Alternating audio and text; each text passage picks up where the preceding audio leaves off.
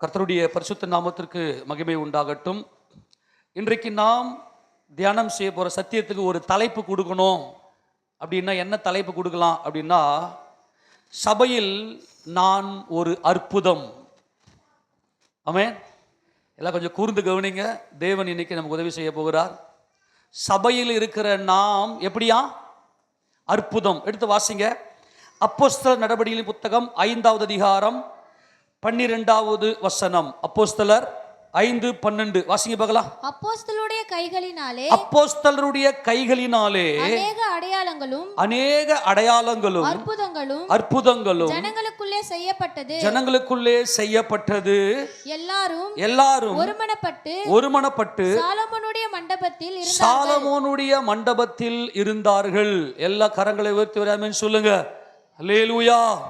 ஒரு ஆமென் சொல்லாமா? நல்லா கவனிங்க. அப்போஸ்தலருடைய கைகளினாலே அநேக அடையாளங்களும் அற்புதங்களும் ஜனங்களுக்குள்ளே செய்யப்பட்டது. யார் இந்த அப்போஸ்தலர்? அப்போஸ்தலர்னா யாரு?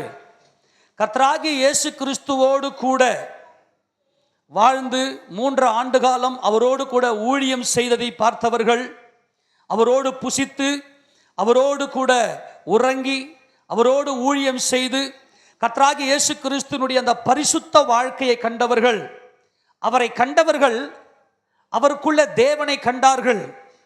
அவருடைய பரிசுத்த நாமம் மகிமைப்படுவதாக. அவருடைய கிறிஸ்து இயேசுனுடைய பாடுகள், அவருடைய சிலுவை மரணம், அவருடைய அடக்கம் பண்ணப்படுதல், அவருடைய உயிர்த்தெழுதலை கண்டவர்கள். அவர் உயிர்த்தெழுந்து அப்போஸ்தலர்களுக்கே முதல்ல தரிசனமானார். ஏனென்றால் அப்போஸ்தலனாகிய பேதுரு இந்த சத்தியத்தை சொல்லுவதை நாம் பார்க்கிறோம். 10வது அதிகாரத்தில், அப்போஸ்தலர் நடபடிகளின் புத்தகம் 10வது அதிகாரத்தில் அதில் வாசிங்க போகலாம். 40லிருந்து வாசிங்களேன். அப்போஸ்தலர்களுடைய கையில் அநேக அடையாளங்களும் அற்புதங்களும் நடந்தது. வாசிக்க பார்க்கலாம். 3ஆம் நாளிலே தேவன் அவரை எழுப்பி பிரத்யட்சமாய் காணும்படி செய்தார். கரங்களை உயர்த்தி ஆமென் சொல்லாமா? 3வது நாளிலே தேவன் இயேசு கிறிஸ்துவை உயிரோடு எழுப்பி எல்லாருக்கும் பிரத்யட்சமாய் காணும்படி செய்தார். 41 ஆயினும் எல்லா ஜனங்களுக்கும் பிரத்யட்சமாகும்படி செய்யாமல். இதாங்க அப்போஸ்தலர். அப்போஸ்தலர் அப்படின்னா என்னன்னா, கர்த்தராகிய இயேசு கிறிஸ்து மரித்து அடக்கம் பண்ணப்பட்டு 3வது நாளிலே உயிரோடு எழுந்தார். அவருடைய உயிர்த்தெழுந்த காட்சியை, அந்த மகிமையை, அந்த மகிமையின் சரீரத்தோட கூட எல்லா ஜனங்களுக்கும் அவர் பிரத்யட்சமாகும்படி செய்யாமல் அவர் மரித்தோரிலிருந்து எழுந்த பின்பு அவரோடு புசித்து, நல்லா கவனிக்கணும், அவரோடு புசித்து குடித்தவர்களும் தேவனால் முன்பு நியமிக்கப்பட்ட சாட்சிகளும் ஆகிய எங்களுக்கே பிரத்யட்சமாகும்படி செய்தார். அப்போஸ்தலர்கள் என்றால் தேவனுடைய சாட்சிகள். ஆமென். எதுக்கு சாட்சி? இயேசு கிறிஸ்து தேவகுமாரன். இயேசு கிறிஸ்து யாரு? தேவகுமாரன். அவர் தேவன். அல்லேலூயா. அதுக்கு யார் சாட்சியாம்? இந்த அப்போஸ்தலர்கள் சாட்சி. எல்லாரும் ஆமென் சொல்லாமா? இந்த அப்போஸ்தலர்கள் கையில என்ன நடந்துச்சாம்? அற்புதங்களும் அடையாளங்களும் நடந்துச்சாம். மறுபடியும் 8 அந்த வசனத்தை வாசிங்க போலாம். 5ஆம் அதிகாரம் 12வது வசனம். அப்போஸ்தலருடைய கைகளினாலே அநேக அடையாளங்களும் அற்புதங்களும் ஜனங்களுக்குள்ளே செய்யப்பட்டது. ஆமென் சொல்லுங்களேன். எல்லாரும் ஆமென் சொல்லுங்களேன். அத கவனிங்க. இந்த அப்போஸ்தலர்கள் என்ன செய்தார்கள் என்றால், இயேசு ராஜாவுடைய நாமத்தில், நசரேயனாகிய இயேசு கிறிஸ்துவின் நாமத்தில் ஜனங்களை போய் சந்தித்தார்கள். வியாதியோட, துன்பத்தோட, போராட்டத்தோட, பாவத்தின் பிடியில சிக்கி இருந்த ஜனங்களுக்கெல்லாம் நசரேயனாகிய இயேசு கிறிஸ்துவின் நாமத்தில் அவர்கள் அற்புதங்களை செய்தார்கள். ஆமென். அற்புதங்களை செய்த இந்த அப்போஸ்தலர்களுடைய பாதத்தில் உட்கார்ந்து அப்போஸ்தலருடைய உபதேசத்தை அவர்கள் கேட்டார்கள். இதுக்கு பேர் தான் சபை. ஆமெனா? சபை அப்படின்னா என்ன அப்படின்னா, தேவனுடைய ஊழியக்காரர்களால், தேவனுடைய அப்போஸ்தலர்களால் அவர்களுடைய வாழ்க்கையில அற்புதங்களும் அடையாளங்களும் நடந்தன. இவர்கள் போய், தேவனுடைய ஊழியர்களாகிய இவர்கள் போய் ஜனங்களுக்கு சுவிசேஷத்தை பிரசங்கித்தார்கள்.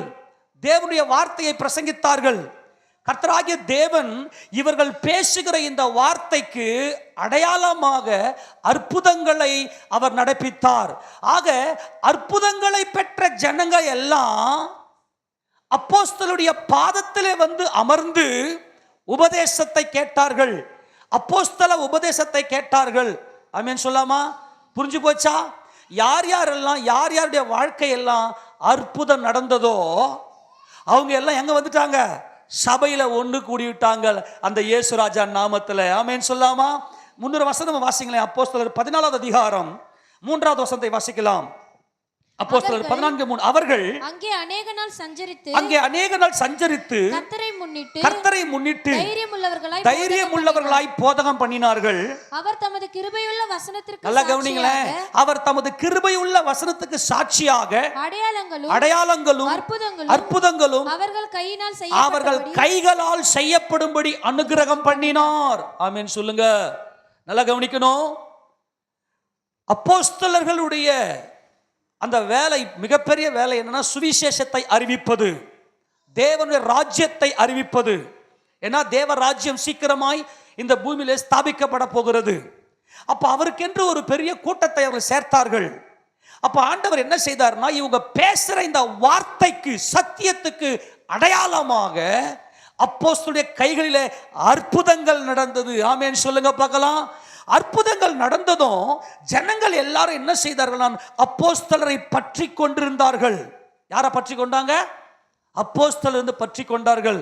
உங்க கையில நீங்க சொன்னீங்க, அற்புதம் நடந்துச்சு.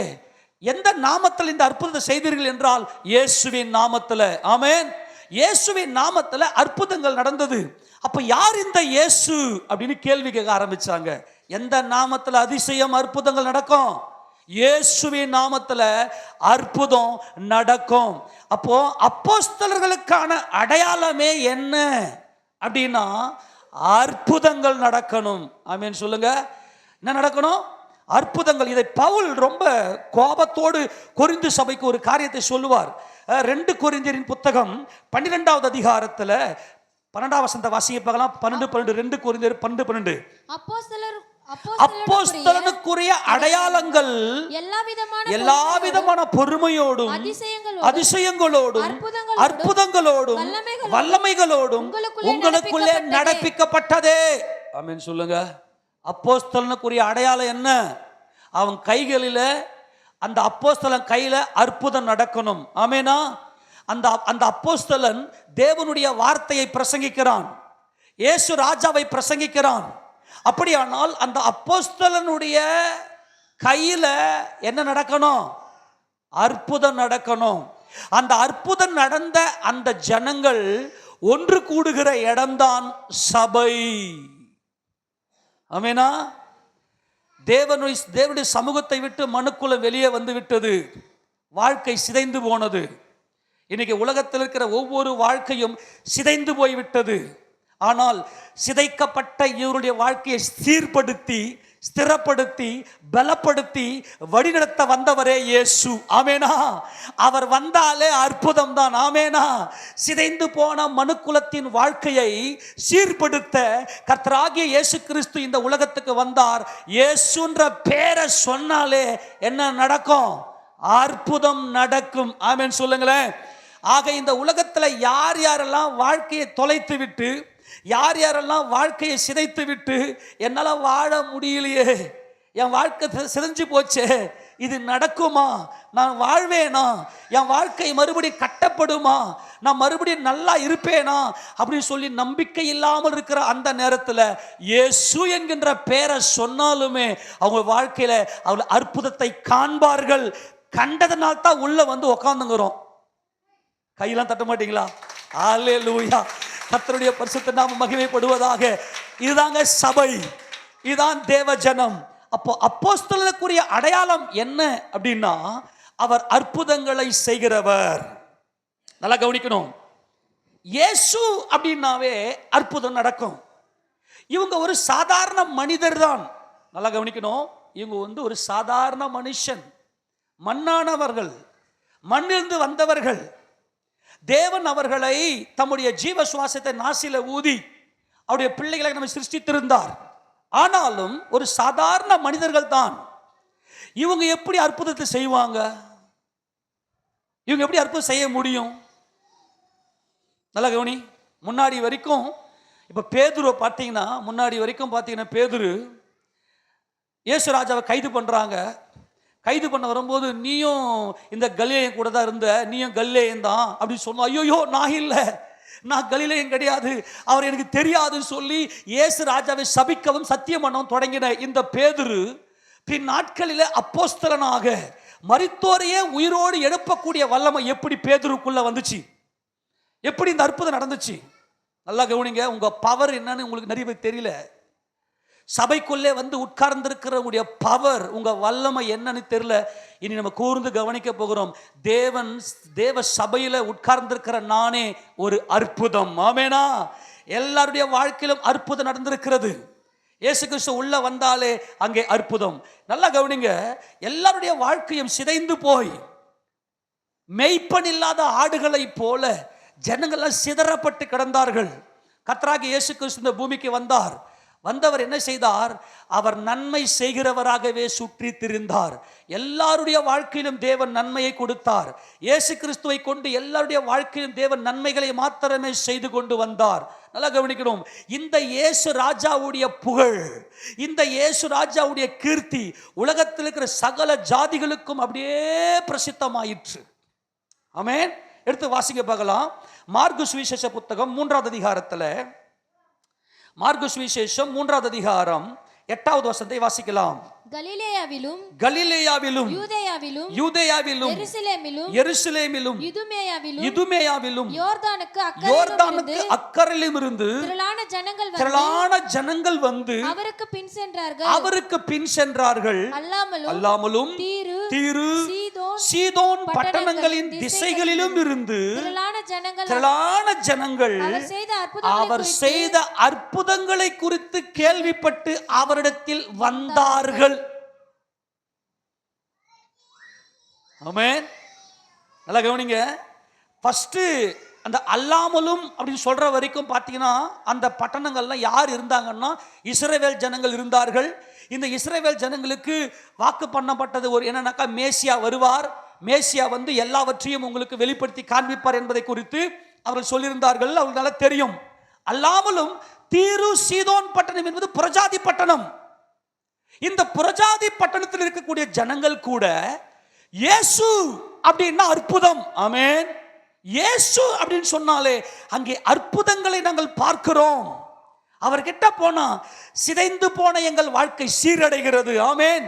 உடைந்து போன எங்கள் வாழ்க்கை உருவாக்கப்படுகிறது. இயேசு என்கின்ற பெயரை சொன்னாலே நாங்கள் வாழ்கிறோம், நாங்கள் மகிழ்கிறோம், நாங்கள் பரிபூர்ணப்படுகிறோம் என்று சொல்லி இயேசுவிடத்திலே வந்தார்கள். இப்ப நாமும் கூட இயேசு ராஜாவை ஆராதிக்கும்படியாய் வந்திருக்கிறோம், ஓடி வந்து விட்டோம். எல்லாம் கரங்களை உயர்த்தி ஆமென் சொல்லாமா? ஆக சபையில் இருக்கக்கூடிய நாம் எல்லாருமே யார் என்றால் அற்புதங்கள். எப்படி நம்ம பார்க்க போறோம்? நம்முடைய வாழ்க்கையே சிதைந்து போன நம்மையே மறுபடியும் உருவாக்கி சபையில வந்து உக்காந்துருக்கிறோமே, நான் ஒரு அற்புதம். ஆமேனா? எத்தனை பேர் சொல்ல முடியும்? உண்மையிலேயா மனசை நல்லா ஃப்ரீயா விடுங்க. இயேசு ராஜா என் வாழ்க்கையில் நான் வாழ்வேனா, என் வாழ்க்கை எப்படி போகும் தெரியலையே அப்படின்லாம் அப்படியே சோர்ந்து போய் உள்ளத்தில் நொந்து போய் மனவேதனையோடு இருந்த நம்மை அற்புதமாய் உள்ள உட்கார வச்சிருக்கிறார் சபைக்குள்ள. நம்ம எல்லாம் ஏன் வந்திருக்கிறோம்னா, என் இயேசு அற்புதர். ஆமெனா? நம்முடைய நம்முடைய நம்முடைய பிம்பம், நம்முடைய டிஸ்பிளேல என்ன வர்ணம் தெரியுமா? என் இயேசு என்னென்னைக்கும் அற்புதர். அவரை பற்றி கேள்விப்பட்ட சகல பட்டணத்தாரும் அவர் சமூகத்தில் அவரை பின்பற்றும்படி வந்தார்கள். ஏன்னா அவர் அதிசயங்களை செய்கிறவர், அற்புதங்களை செய்கிறவர். அது மட்டுமல்ல, எப்படிப்பட்ட அற்புதத்தெல்லாம் செய்தார் அப்படின்னு பார்த்தா, எடுத்து வாசிங்க. யோவான் சுவிசேஷ புத்தகம் 2வது அதிகாரத்தில் அங்கே எப்படி ஒரு மாபெரும் ஒரு காரியத்தை கர்த்தர் செய்தார். வாசிக்க போகலாம். 23வது வசனத்தை வாசிக்க போகலாம். 2:23. பஸ்கா பண்டிகையிலே அவர் எருசலேமில் இருக்கையில் அவர் செய்த அற்புதங்களை அநேகர் கண்டு. ஆமென் சொல்லுங்க. யார் செய்த அதிசயத்தை, அற்புதத்தை? இயேசு ராஜா செய்த அற்புதத்தை அநேகர் கண்டு அவருடைய நாமத்தில் விசுவாசம் வைத்தார்கள். இதாங்க அதிசயத்துக்கான அற்புதத்துக்கான வேறு. நல்லா கவனிங்க. இயேசு கிறிஸ்து செய்த அற்புதங்களை அநேகர் கண்டார்கள். நீங்களாம் நல்லா ஆரம்பத்தில் பார்த்தீங்கன்னா, நான் ரட்சிக்கப்பட்ட புதுசில் அப்போ தான் இந்த யூடியூப்லாம் கொஞ்சம் அப்படியே ஃபேமஸ் ஆகி வருது. அப்போ தான் எல்லார் கையிலையும் கொஞ்சம் ஸ்மார்ட் ஃபோன் வருது. அப்போ நானும் ஒரு மொபைல் ஃபோன் வாங்கி இப்போ யூடியூப்லாம் ஓப்பன் பண்ணி பார்க்கும்போது நான் அதிகமாக என்ன பார்ப்பேன்னா, தமிழ் டெஸ்டிமனி அப்படின்னு போட்டிங்கனாக்கா ஏகப்பட்ட சாட்சிகள் வரும். அந்த சாட்சிகள் எல்லாம் நான் பார்த்து பிரமித்திருக்கிறேன். என் இயேசு எவ்வளவு பெரிய அற்புதர். ஆமெனா. பயங்கரமான சாட்சிகள்.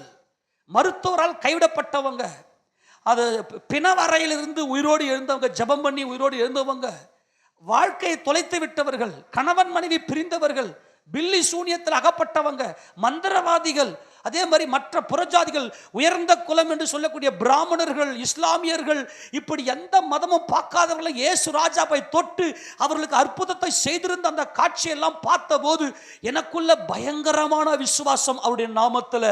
ஏனென்றால் என் வாழ்க்கையிலும் அவர் அற்புதம் செய்திருக்கிறார். ஆமெனா. நல்லா கவனிங்க.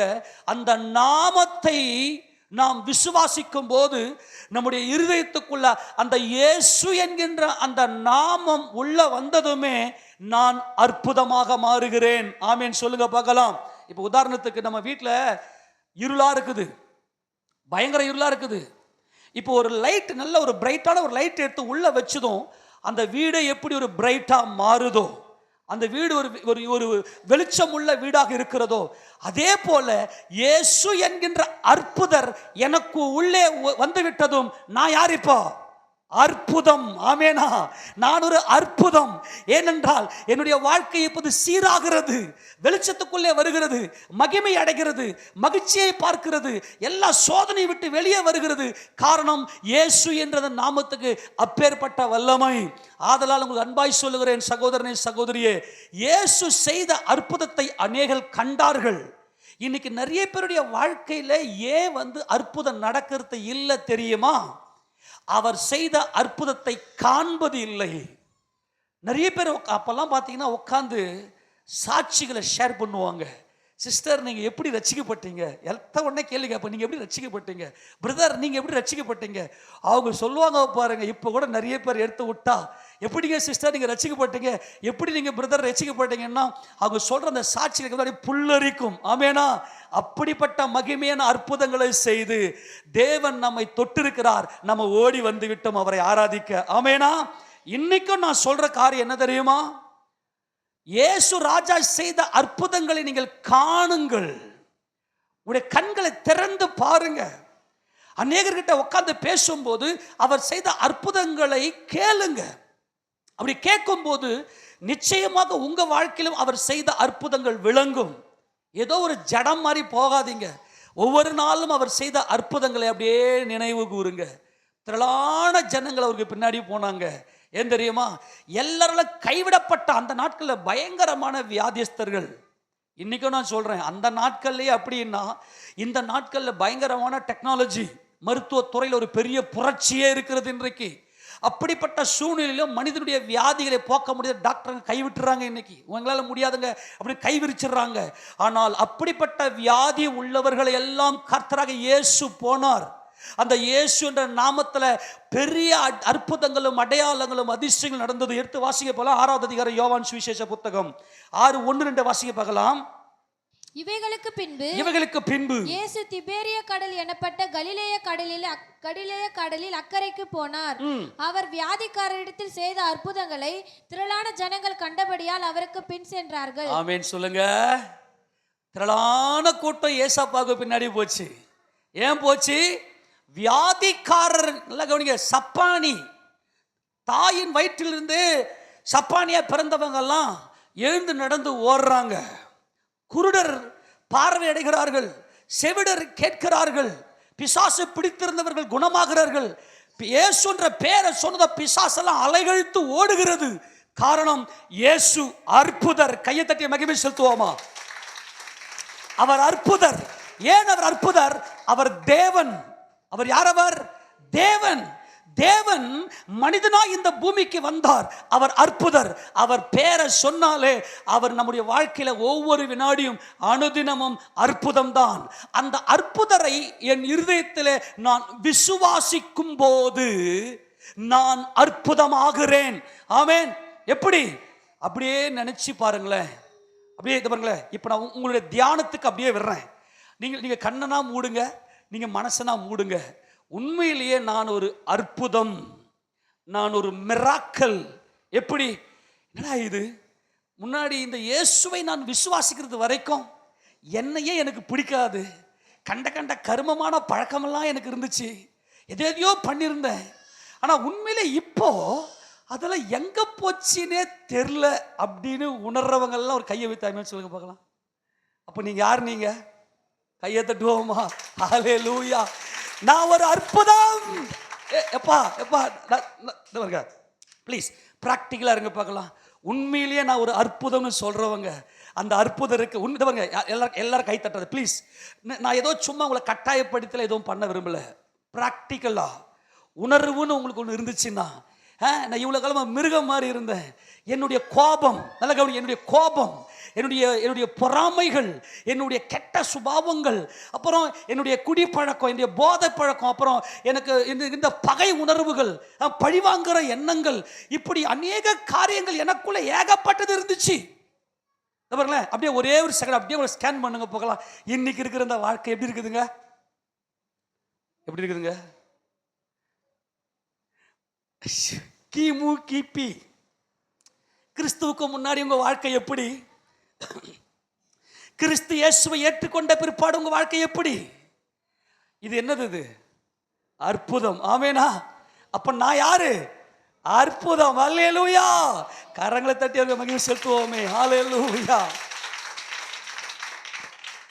கவனிங்க, இப்ப நீங்க என்ன செய்யலாம் அப்படின்னா, நீங்க அற்புதம் செய்யலாம். ஏனென்றால் உங்களுக்குள்ளே அற்புதங்களை அவர் செய்திருக்கிறார். உங்களுக்கு உள்ள, உங்க உள்ளான மனுஷனுக்குள்ள உங்களுடைய சுபாவத்துல மாற்றம். முன்னாடி ஜென்ம சுபாவம், இப்போது இயேசு கிறிஸ்துவின் திவ்ய சுபாவம். இந்த திவ்ய சுபாவத்துக்கு பங்குள்ளவர்களாக தேவன் நம்மை பேர் சொல்லி அழைத்திருக்கிறார். நான் இன்னைக்கு ஒரு அற்புதம். ஆமேனா?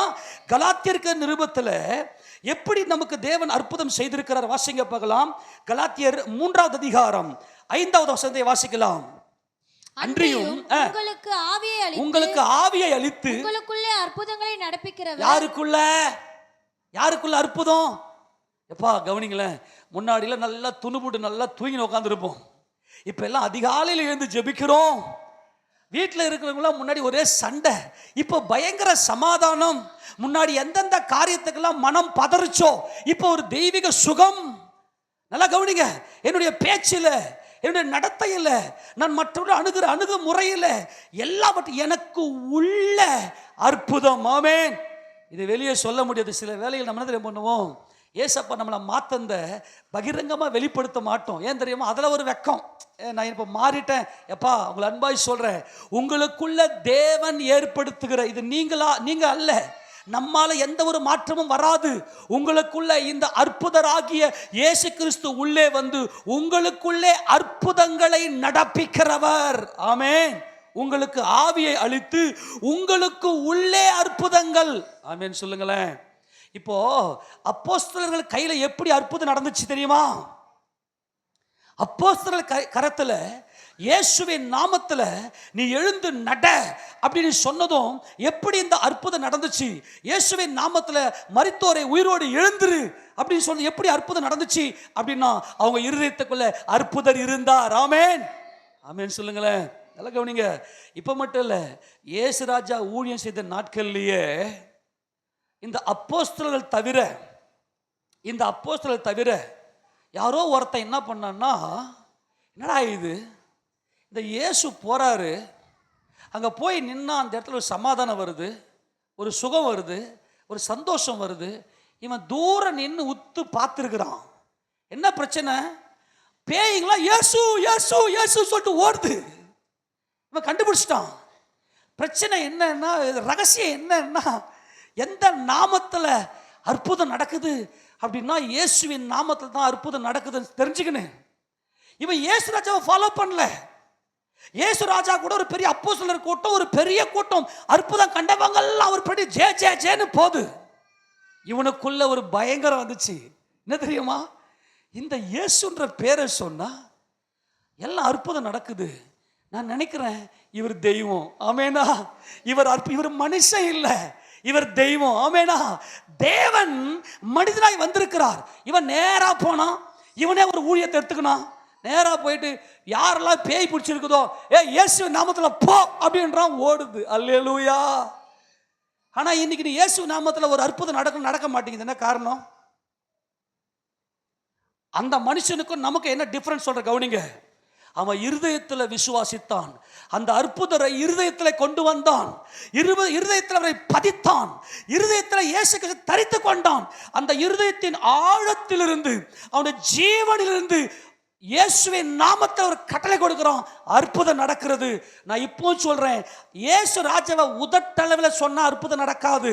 உன் உள்ளத்தின் ஆழத்திலிருந்து தேவன் என்னை சந்தித்தார், தேவன் என்னை தேடி வந்தார், தேவன் என்னை தொட்டார், தேவன் என் வாழ்க்கையில் அற்புதம் செய்திருக்கிறார், ஒவ்வொரு நாளும் என் வாழ்க்கை அற்புதமே.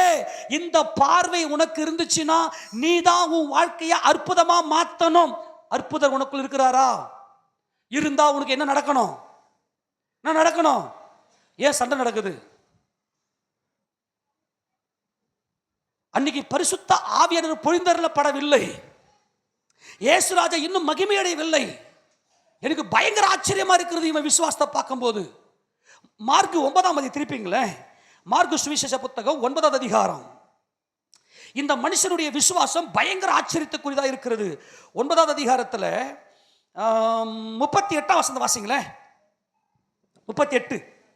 அப்பொழுது யோவான் அவரை நோக்கி போதகரே, நம்மை பின்பற்றாதவன் ஒருவன் உமது நாமத்தினாலே பிசாசுகளை துரத்துகிறதை கண்டோம், அவன் நம்மை பின்பற்றாதவன் ஆனால் அவனை தடுத்தோம் என்றான். அவன் நம்மை பின்பற்றாதவன் ஆனதால் அவனை தடுத்தோம். நாங்க தாம்பா ஏசப்பா சீஷர்கள், நாங்க தாம்பா அப்போஸ்தலர்கள், நீ என்ன இயேசுவின் நாமத்தில் அற்புதம்லாம் செய்கிற அப்படின்னு போய் யோவான் போய் சொல்கிறாரு. நாங்கள் பார்த்தோம். சரி, இவங்க எப்படி பார்த்தாங்க? இவங்க சாப்பாடு வாங்கினதுக்கு வெளியே போயிருப்பாங்க. சீசர்களை சாப்பாடு வாங்குறதுக்கு இல்லை மற்ற பர்ச்சாசிங் ஏதோ போகிறாங்க. ஆனால் இந்த ஒரு மனுஷன் தனி மனிதனாக இயேசுவின் நாமத்தில் பிசாசுகளை துரத்துகிறதை கண்டார்கள். அன்பானவர்களே, இயேசு கிறிஸ்து, அற்புதராகிய இயேசு கிறிஸ்து உங்கள் இருதயத்துக்குள்ளே இருப்பது உண்மையானால் உங்க வாழ்க்கை எப்படி இருக்கணும்? சொல்லுங்க, எப்படி இருக்கணும்? அற்புதமா இருக்கணும். ஒவ்வொரு நாளும் உங்கள் கண்கள் இது என்னால அல்ல, என் இயேசு ராஜாவில் நடக்கிற அற்புதம். நான் காலையில் கண் விழிப்பது என் இயேசு ராஜாவின் அற்புதம். நான் எழுந்து வேலைக்கு போகிறது என் கர்த்தருடைய அற்புதம். வேலைக்கு போயிட்டு திரும்பி வர்றது என் கர்த்தருடைய அற்புதம். என் குடும்பத்தில் சமாதானமாக இருப்பது கர்த்தருடைய அற்புதம். இது என்னால் நடக்கலை. உங்கள் கண்கள் ஒவ்வொரு நாளும் இந்த அற்புதரை பார்க்க வேண்டும்.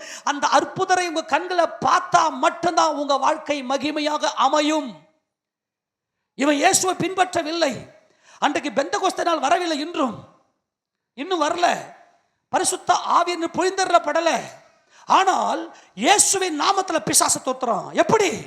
நம்ம இருதயத்தில் இந்த அற்புதரை சுமந்து கொண்டான். ஆமென் சொல்லுங்க பார்க்கலாம். இருதயத்தில் பூரணமாய் தேவன் மாம்சத்தில் வெளிப்பட்டிருக்கிறார். இயேசு தேவன், அவர் தேவகுமாரன், அவர் அற்புதர். அவர் பேரை சொன்னாலே அற்புதம் தான். ஆமென் சொல்லுங்க பார்க்கலாம். அவர் பேரை சொன்னால எந்த இடத்துலனா உங்களுக்கு ஒரு காரியம் ஆகலையா, இயேசுவின் நாமத்தில் அப்படின்னு உச்சரிங்களேன். குழந்தைக்கு உடம்பு சரியில்லை, இயேசுவின் நாமத்தில் இப்போது இந்த இந்த இந்த நோய் சுகமாவதை சொல்லுங்களேன். உனக்கு கடன் பிரச்சனை, இயேசுவின் நாமத்தில் இந்த கடன் பிரச்சனை போகும். நான் இப்போ சொல்றேன், இயேசு அற்புதர். அல்லேலூயா. அற்புதர் அற்புதர் அற்புதர் அற்புதர் இயேசு அற்புதர். ஆமென். அண்டினோர் வாழ்வை வாயில மட்டும்தான் பாட்டு, அது செயலில் வரதில்லை. ஆண்டவர் என்ன தெரியுமா சொன்னார் இவங்களுக்கு? ஆண்டவரே, அவனை நாங்கள் தடுத்தோம். ஏண்டா தடுத்தீங்க? அவன் என்னை பூர்ணமாய் அறிந்திருக்கிறான். ஆமென். இப்போ கவனிங்களேன், எல்லாம் கவனிங்களேன். நிறைய பேர் சொல்லுவீங்க, பிரதர் இவ்வளோ பிரச்சனை அவ்வளோ பிரச்சனை. சரிங்க சிஸ்டர், பிரதர் ஜெபம் பண்ணுங்க அப்படின்னா, ஜெபம் பண்ணனே, என்னத்தான் பண்ணீங்க? அற்புதரை உள்ள வச்சுக்கின்னு, இயேசு ராஜாவுடைய மகிமையை உள்ள வச்சுக்கின்னு நீங்க பண்ணி பாருங்களேன். கவனிங்கப்பா, யாரோ ஒரு மனுஷன் இயேசு ராஜாவை ஃபாலோ பண்ணல. எப்படி இவனுக்கு இந்த மனுஷனுக்கு ஒரு துணிவு வந்துச்சு? எப்படி இந்த தைரியம் வந்துச்சு? ஒரு பேய் கிட்ட போய் நிற்கிறான், பிசாசை துரத்துறான். எப்படி வந்துச்சு அந்த ஒரு அதிகாரம்? அவன் நல்லா உத்து பார்த்தான், கடவுள் மாம்சத்தில் வெளிப்பட்டிருக்கிறார். ஆமென். தேவன் ஆவியா இருக்கிற தேவனுடைய குமாரன் இந்த இயேசு கிறிஸ்து வந்திருக்கிறார். அதுக்கு ஏசப்பா சொல்றாரு பாருங்களேன், வாசிங்க. அதற்கு இயேசு, அவனை தடுக்க வேண்டாம், அவனை தடுக்க வேண்டாம், என் நாமத்தினாலே அற்புதம் சொல்லு. என்னது? என் நாம சொல்லுங்க. என் நாமத்தினாலே, என் நாமத்தின் சொல்லுங்க. என் நாமத்தினாலே, என் நாமத்தினாலே, இந்த இயேசு என்ற நாமத்தில் என்ன நடக்கும்? அற்புதம் செய்கிறவன், ஆமென், எளிதா என்னை குறித்து தீங்கு சொல்ல மாட்டான். இன்னைக்கு ஏன் அற்புதம் நடக்கலைன்னா, ஏசப்பா நீங்க செய்வீங்களா? நீங்க செய்ய மாட்டீங்களா? உங்களுக்கு பவர் இருக்குதா? உங்களுக்கு பவர் இல்லையா? இது நடக்குமா? இது நடக்காதான்னு தீங்கு சொல்றோம். அவன் இருதயத்துக்குள்ள ஒரு பயங்கரமான நன்மை இருந்துச்சு, ஒரு பயங்கரமான மகிமை இருந்துச்சு.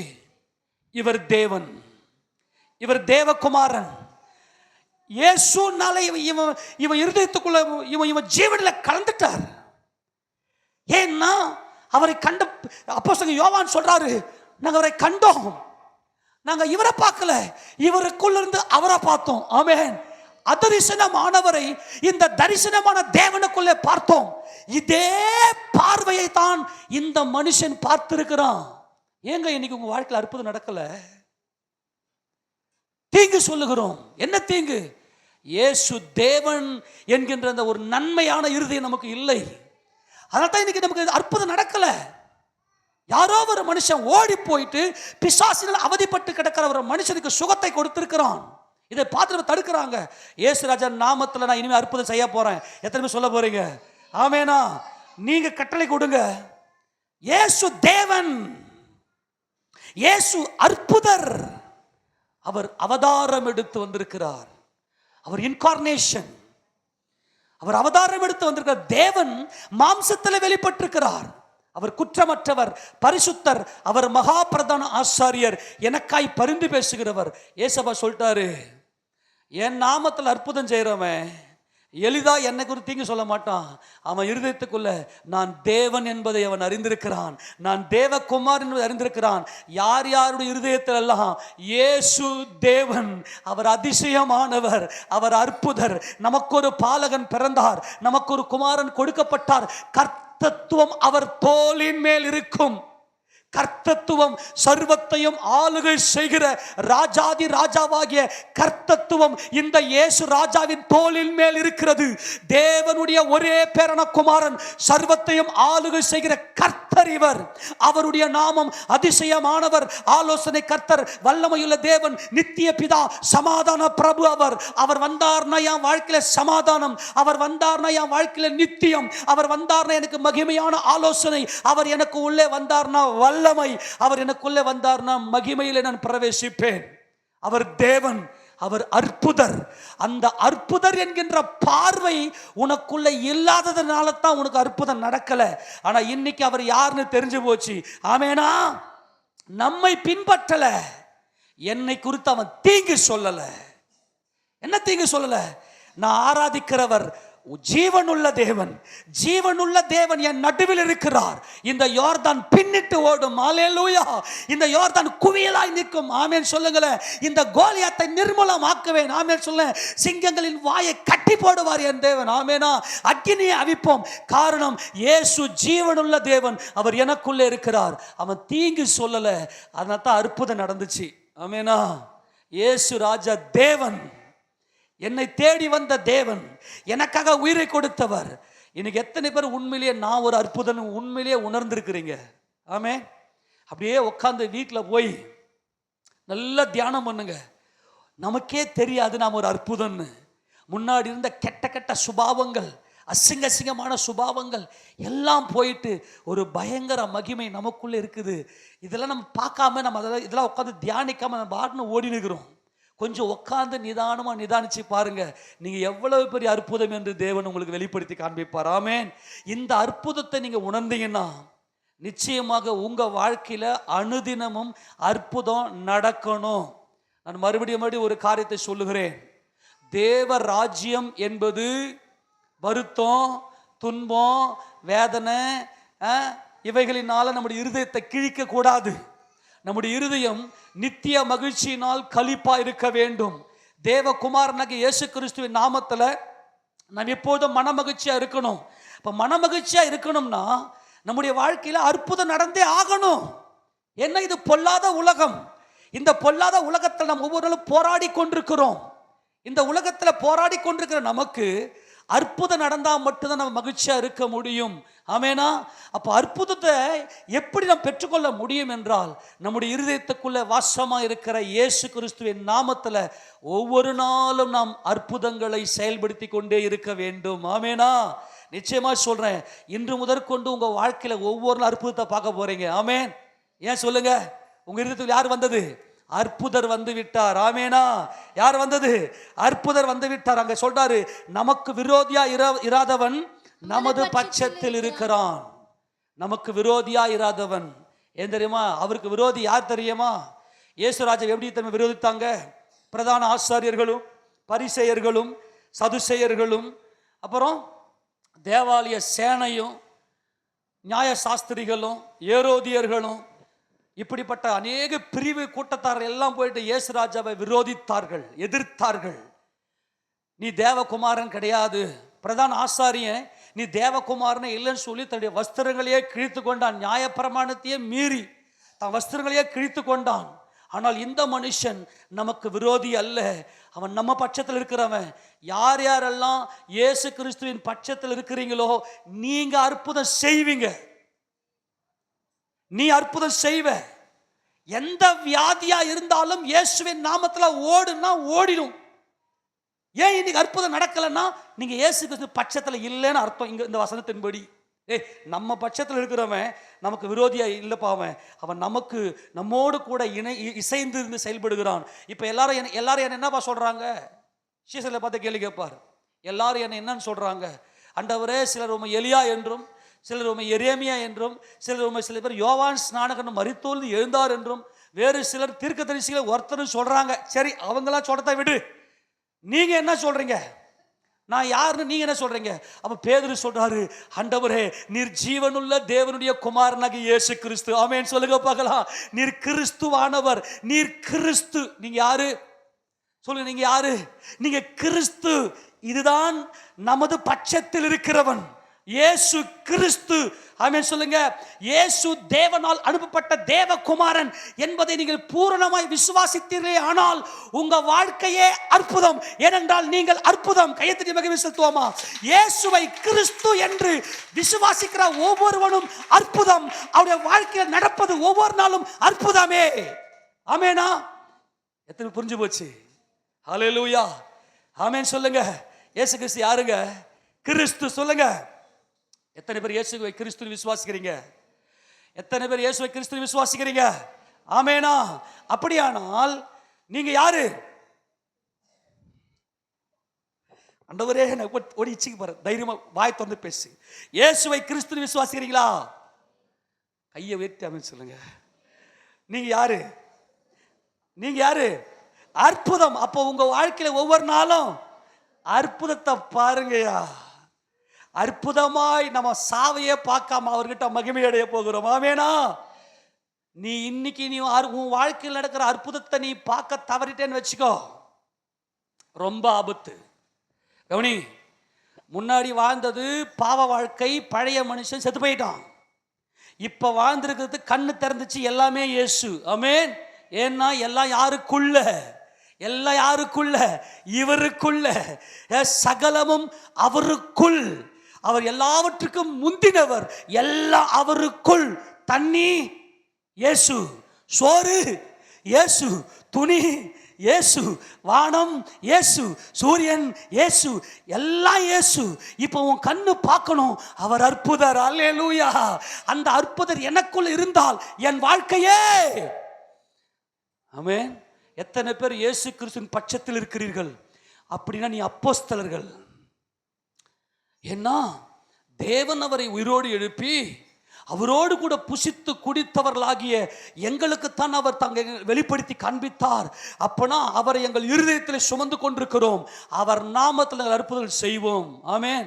சின்ன சின்ன பிள்ளைங்கள்லாம் பேய் பிசாசை துரத்தி, ஸ்கூலில் எத்தனையோ பிள்ளைங்களுக்கு வியாதியில் கிடந்த பிள்ளைங்கள்லாம் இந்த பிள்ளைங்க போய் ஜபம் பண்ணி எப்படிங்க நடக்குது?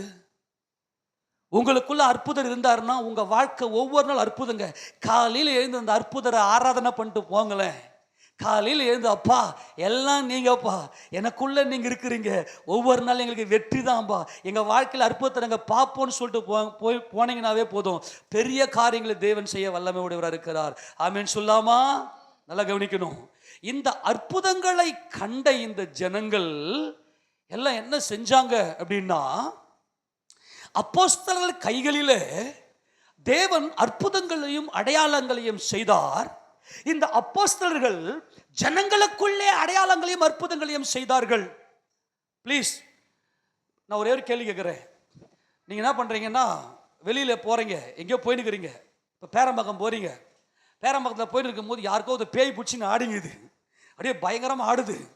நீங்கள் அந்த இடத்துல இருக்கிறீங்க. நேராக போய் டேய் ஏசு இடத்துல போ அப்படின்னு சொல்லிட்டு நீங்கள் பேயை ஓட்டுறீங்க.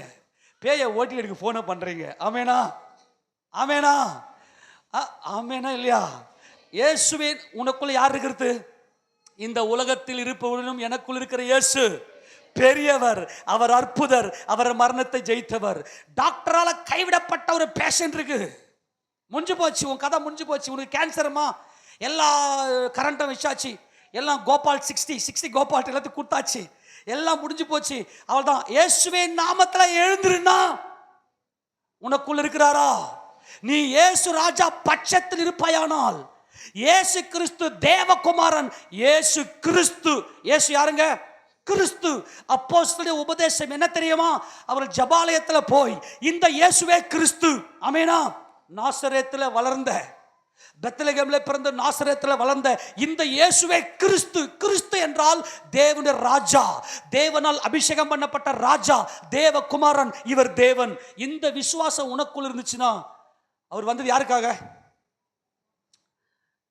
இயேசு கிறிஸ்து வந்தது யாருக்காக? இயேசு கிறிஸ்து தேவனுடைய வார்த்தையானவர். பாருங்க, இயேசு கிறிஸ்து யாரா? தேவனுடைய வார்த்தையானவர். தேவ வார்த்தை தான் இயேசு கிறிஸ்து. வார்த்தையை கண்ணில் பார்க்க முடியாது, ஆனால் அவர் அற்புதர்.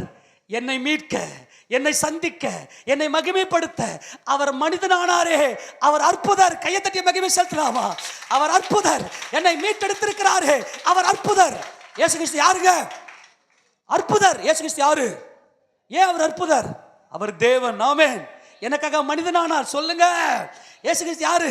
அவர் தேவன், எனக்காக மனிதனானார், அவர் அற்புதர். கையை தட்டி, எனக்காக மனிதனான இயேசு அற்புதர். அந்த அற்புதர் எனக்குள் இருந்தால் என் வாழ்க்கை அற்புதமாய் தான் இருக்கும். ஆமென். என்ன பிரச்சனைனா இதுதான். என்ன பிரச்சனை? அவர் யாரு? இன்னமும் சந்தேகம் நிறைய பேருக்கு. நீ நிறைய ஆட்களை உன் மைண்டுக்குள்ளே வச்சுக்கணும், உன் சிந்தனைக்குள்ளே வச்சுக்கணும். இங்கே போகலாமா, அங்கே போகலாமா, இதை செய்யலாமா, இங்கே பண்ணலாமா அப்படின்னு எண்ணங்களை உள்ள வச்சுக்கின்னு நீ போயிட்டு ஒரு காரியத்துக்காக ஜெபம் பண்ணால் அது நடக்காது. நல்லா கவனிக்கணும். எப்பொழுது உன் வாழ்க்கையில் அற்புதம் நடக்கும்? இன்னைக்கு நான் நினைக்கிறேன், உங்கள் வாழ்க்கையில் நீங்கள் ஒவ்வொரு நாளும் இந்த அற்புதத்தை இயேசு கிறிஸ்துவின் நாமத்தில் ருசித்து கொண்டிருக்கிறீர்கள். ஏன் தெரியுமா? உண்மையிலேயே ஒவ்வொரு நாளும் ஏசாப்படி அற்புதத்தை நான் பார்க்குறேன் அப்படின்னு சொல்கிறவங்கலாம் உண்மையிலே கண்ணை முடின்னு கை தூக்குங்க பார்க்கலாம். கண்ணை முடின்னு உண்மையிலே நான் பார்க்குறேன். ஆமேனா? ஒவ்வொரு நாளும். சரி, இதுக்கான காரணம் என்ன சொல்லவா? உங்களுக்குள்ள என்ன வல்லமை தெரியுமா? எப்பொழுது இந்த அற்புதம் நடக்கும் தெரியுமா? அற்புதத்தை எப்போது அவர் செய்வார் தெரியுமா? யாத்திராகமத்தின் புத்தகம் 15வது அதிகாரம். யாத்திராகமம் 15வது அதிகாரம். உங்களுக்குள்ள என்ன நிறைய பேருக்கு தெரியல, இயேசு கிறிஸ்து நமக்குள்ள எப்படி இருக்கிறான்னு சொல்லி 11ஆம் வசனத்தை வாசிக்க போலாம். யாத்திராகமம் 15:11. கர்த்தாவே, கர்த்தாவே, தேவர்களில் உமக்கு ஒப்பானவன் யார்? பரிசுத்தத்தின் மகத்துவம் உள்ளவரும் துதிகளில் பயப்படத்தக்கவரும் அற்புதங்களை செய்கிறவருமாகிய உமக்கு ஒப்பானவன் யார்? கரங்களை உயர்த்தி ஆமென் சொல்லாமா? ஹalleluya. கவனிங்க, அற்புதங்களை செய்கிறவருமாகிய உமக்கு ஒப்பானவர் யார்?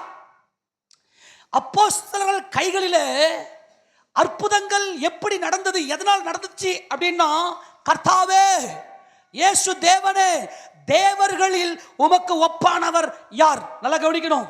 உமக்கு ஒப்பானவர் இந்த உலகத்துல, இந்த பிரபஞ்சத்துல எங்குமே கிடையாது ஆண்டவரே, நீரே பெரியவர் என்கின்ற அந்த எண்ணம், அந்த வேர், நல்லா கவனிக்கணும். அவர்தான் சகல அதிகாரமும் துரைத்தனங்களும் சிங்காசனங்களும் வல்லமைகளும் கர்த்தத்துவங்களும் எல்லா மகிமையும் எல்லா ஆளுகையும் தேவன் அவருக்கு ஒப்பு கொடுத்திருக்கிறார். அவருக்கு ஈடு யாருமே இல்லை. உன் சிந்தனையில யாரையுமே வைக்காத. இந்த மனுஷனை போய் பார்க்கலாமா, அந்த டாக்டர் கிட்ட போலாமா, இது எல்லாத்துக்கும் தூரம் போட்டு உமக்கு ஒப்பான தேவர்களில் உமக்கு ஒப்பானவர் யாரும் இல்லை, பரிசுத்தத்தில் மகத்துவம் உள்ளவர். ஆமேன் சொல்லுங்களேன். இவர் தேவகுமாரன், தேவனை முகமுகமாய் கண்டவர், தேவனுக்குள்ளே இருக்கிறவர், இவருக்குள்ளே தேவன் இருக்கிறார். என்றென்றைக்கும் ஆவியாயிருக்கிற தேவனையே மகிமைப்படுத்தினவர். அவர் பரிசுத்தத்தில் மகத்துவம் உள்ளவர், துதிகளில் பயப்படத்தக்கவர். இந்த இயேசு கிறிஸ்துவை என் இருதயத்திலே தரித்துக் கொண்டுதான் அப்போஸ்தலர்கள், இந்த இயேசு கிறிஸ்துவை என் இருதயத்திலே தரித்துக் கொண்டிருக்கிறேன். அவர் துதிகளில் பயப்படத்தக்கவர். பயத்துடனே கர்த்தரை சேவியுங்கள், நடுக்கத்துடனே கலிகூறுங்கள். அவர் துதிகளில் பயப்படத்தக்கவர் என்றால் அவரை நாம் தரித்துக் கொண்டோம். ஞான ஸ்நானத்தினாலே கிறிஸ்து இயேசுவை தரித்துக் கொண்டோம். இந்த மூன்று காரியம் இருக்கும்போது நாலாவது காரியம் தானாய், நாலாவது காரியம் அவர் அற்புதங்களை செய்கிறவருமாகிய உமக்கொப்பானவர் யார்? நீ ஒவ்வொரு நாளும் அவர் உன்னோடு கூட இருந்து உனக்கு செய்கிற அற்புதங்களை அனுபவித்துக் கொண்டே இருப்பாய். இந்த 4 காரியம். ஒன்று, இயேசு ராஜா தேவர்களில் உமக்கு ஒப்பானவர் யாருமே இல்லை. உன் சிந்தனையில் யாருமே நம்பிடாத. உன் மனதுக்குள்ள எந்த மனுஷனையும் எந்த பொருளையும் நம்பிடாத. இரண்டாவது, பரிசுத்தத்தில் மகத்துவம் உள்ளவர், அவரே தேவகுமாரன், அவரே கிறிஸ்து. துதிகளில் பயப்படத்தக்கவர், அவரே என் ஜீவன், அவர் என் இருதயத்தில் தரித்துக் கொண்டேன். அதுவே துதி. துதி என்றால் ஏதோ பாட்டு பாடுவது அல்ல, அது இருதயத்திலிருந்து உள்ளே வெளிப்படுவது. அவர் துதிகளில் பயப்படத்தக்கவர். அப்படியானால் என் வாழ்க்கையில் என்ன நடக்கணும்? என்ன நடக்கணும்? அற்புதம் நடக்கணும். ஆமேனா? செங்கடலே நீ பிளன்னா பிளக்கும். ஆமேனா? ஏ பாறையே, கண்மாலையே, நீ தண்ணீரை தா அப்படின்னா தண்ணீர் தரும். அவர் கண்மலையை பிளந்து வனாந்தரத்தை தண்ணீர் தடாகமாக மாற்றுகிற மகிமையின் கர்த்தர் அவர். அவர் அற்புதர். அவர் இனிமே உங்க வாழ்க்கையில ஒவ்வொரு நாளும் இன்னும் அற்புதம் பெருகும். ஆமேனா? ஏனென்றால் அற்புதர் உங்களுக்குள்ளே இருக்கிறார். என்ன பிரச்சனை தெரியுமா? நமது பட்சத்தில் நமது பட்சத்தில் இருக்கிறவன் நமக்கு விரோதியா இருக்க முடியாது. நமது பட்சத்தில் இருக்கிறவன் நமக்கு தோழனாக, நம்மில் ஒருவனாக இருக்கிறான். இதில் தான் ரகசியமே ஏற்படுகிறது. ஆக அப்போஸ்தலர் கைகளிலே இந்த அப்போஸ்தலர்கள் இயேசு ராஜாவை தேவன் என்பதை அறிந்திருந்தார்கள், அவர் பரிசுத்தர் என்பதை அறிந்திருந்தார்கள், அவரே துதி என்பதை அறிந்திருந்தார்கள், அவரே அற்புதர் என்பதை அறிந்திருந்தார்கள், அவரால் எல்லாம் ஆகும் என்பதை அறிந்திருந்தார்கள். இதுதான் அப்போஸ்தலர் இருதயத்தில் இருந்த மகிமை. அதனால தான் அவங்க போயிட்டு சுவிசேஷத்தை சொல்லும் போது ஒரு மாபெரும் அதிசயங்களையும் அற்புதங்களையும் கர்த்தர் அவர்கள் கைகளில் வாய்க்க செய்தார். ஆமேனா? நல்லா கவனிக்கணும். இப்ப என்ன நடந்துச்சு அப்படின்னா, அற்புதங்களை பெற்றுக்கொண்டவர்கள் எல்லாம் சாலமோனுடைய மண்டபத்திலே வந்து அப்போஸ்தலருடைய பாதத்திலே தங்கியிருந்தார்கள். என்னங்க, உடம்பு சரியில்லை, இந்த அப்போஸ்தலர் வந்து ஜெபம் பண்ணாரு, உடம்பு சுகமாயிருச்சு. அத்தோடு அவங்க வேலையை பார்த்து உலகத்திலே இருக்க வேண்டியது தானே. ஏன் சாலமோன் மண்டபத்தில் வந்து தங்கினார்கள்? நான் கேட்கிற கேள்வி புரியுதா புரியலையா? ஏதோ ஒரு மரண வியாதி, அப்போஸ்தலர் போனாங்க, சுகத்தை கொடுத்தாங்க.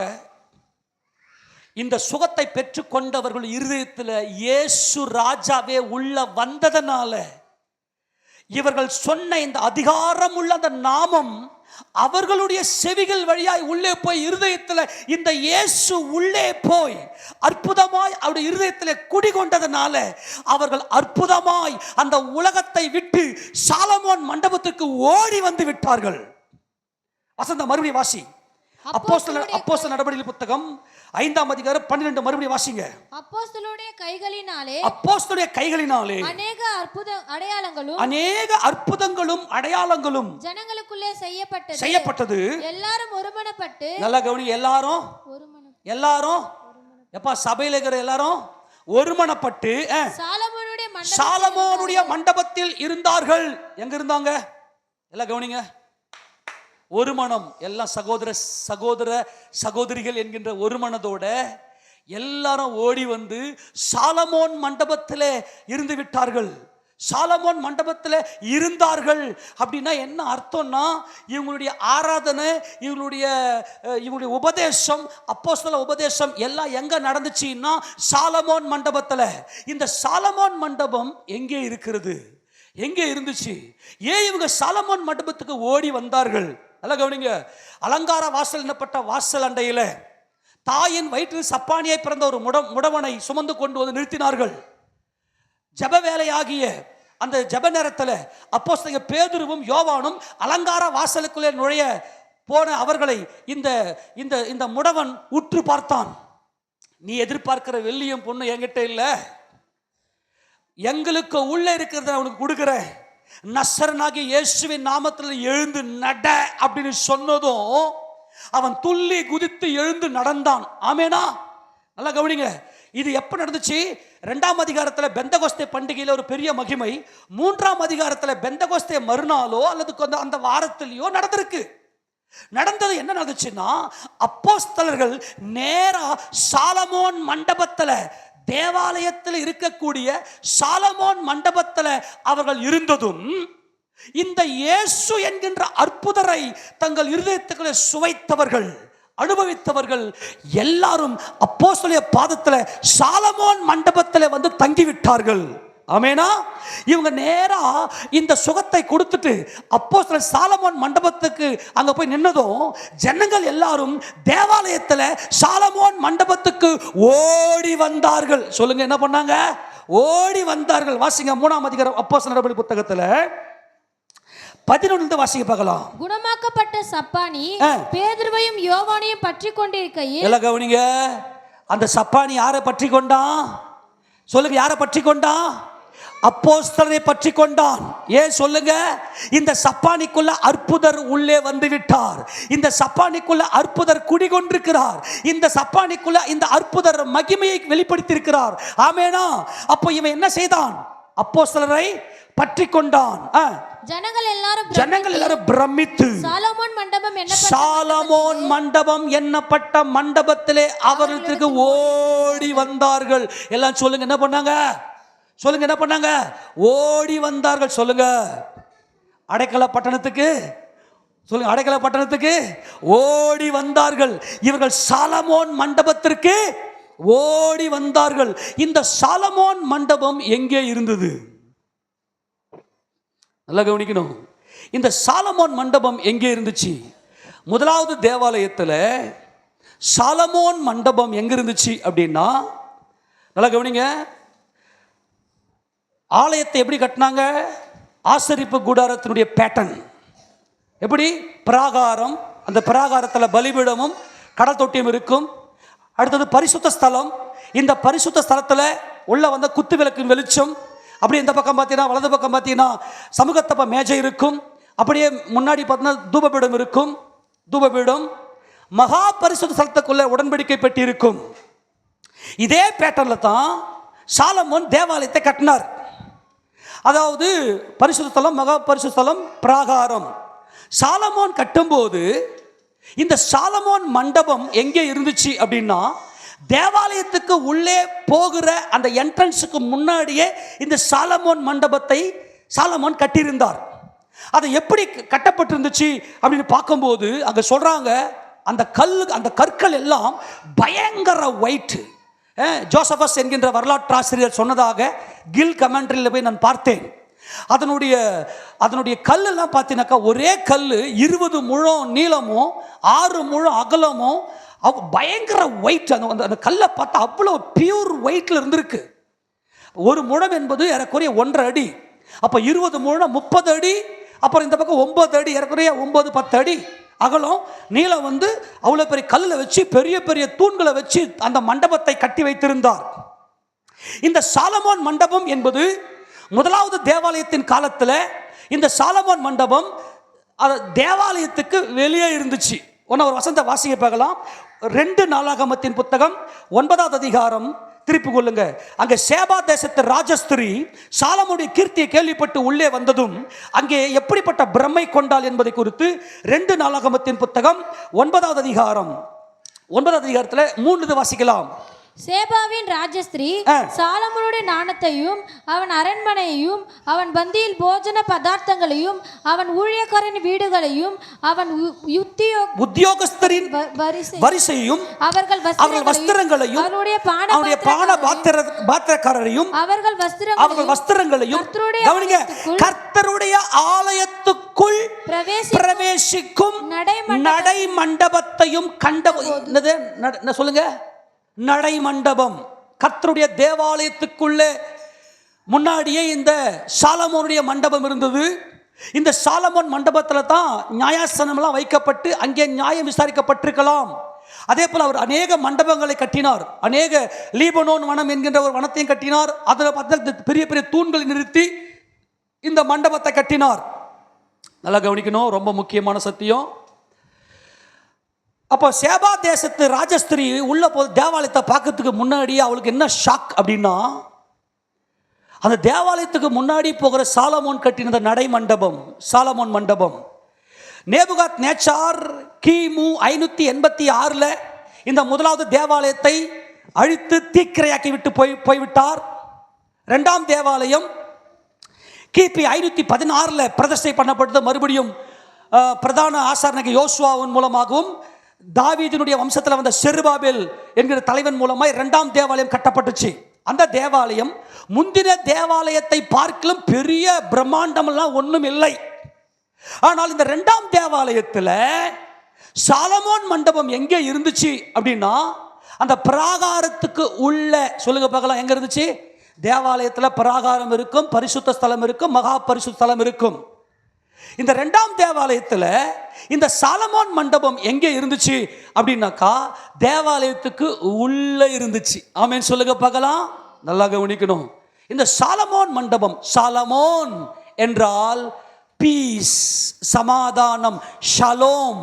ஷாலோம் என்கின்ற அந்த எபிரேய வார்த்தைக்கு தான் சாலமோன். சாலமோன் என்றால் பீஸ், சமாதானம்.